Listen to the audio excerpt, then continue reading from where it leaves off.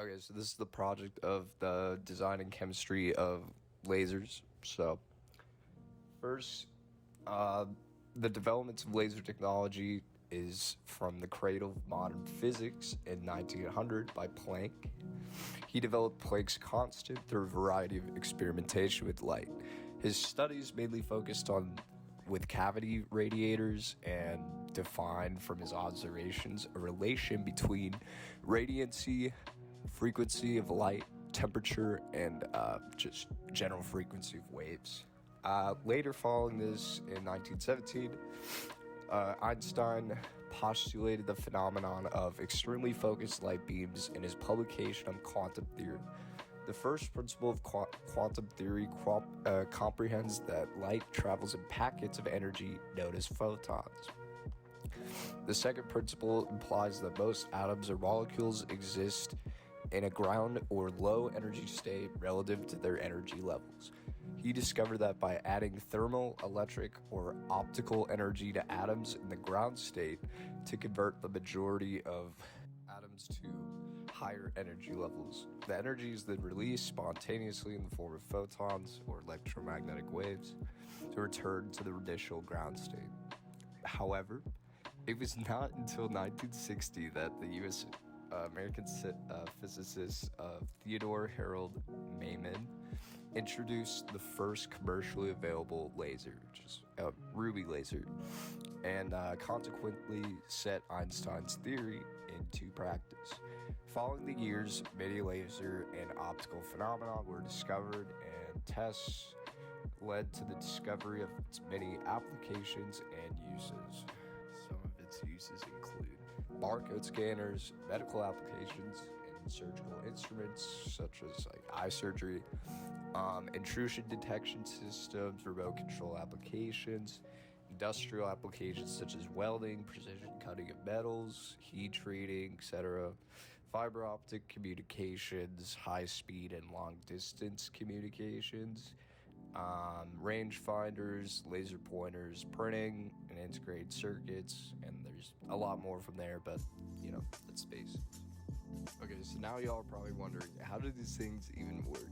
So basically, electrons or energy is pumped into the ground state, and these basically excite the lasing medium, which can be any state of matter, which then drops to the laser state and it releases photons.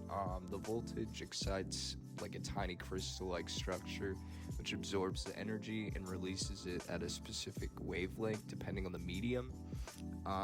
There's a bunch of different lasing mediums such as solid, even liquid, gas, dyes, and the most traditional in today's market, semiconductors. They utilizes lenses to direct the flow of the actual light, and this is for different applications, like as it's focusing light in a concentrated area, or maybe expanding it or shaping it for a specific application. Okay, so now for the actual building construction of the laser itself.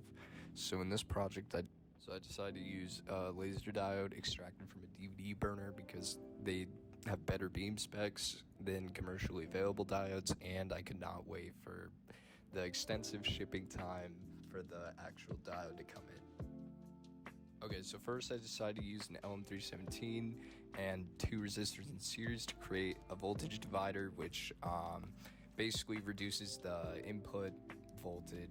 Okay, so the LM317 was there to reduce the initial voltage coming into the circuit, and then I used what is called a buck converter to essentially provide a constant current source and adjust the voltage to my specific desired level.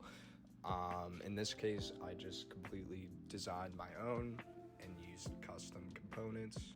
So when designing the circuit, I went ahead and modified the original buck converter circuit, and I added several capacitors and other components for filtering, reduction of voltage to my desired level, and just smoothness of the peaks of voltage. So after this was done, I sent my board to a factory, put all the parts in a spreadsheet, and then bought all the components and had them shipped directly from the factory in bulk. Okay, so here's the inside of the final build. It's a bit messy. Here's the main driver circuit and everything fully assembled. There's some of the resistors, and then the huge heatsink with the LM317 chip on it, and it's going straight to the wall for power. So here's the final result of the laser, and here I'm burning a piece of paper. I couldn't burn it all the way because I didn't want the fire alarm to go off, so, but you could see the little burn holes. And then here's a previous one I built like a couple years ago, and it's like double the power and a different wavelength, so there's more absorption.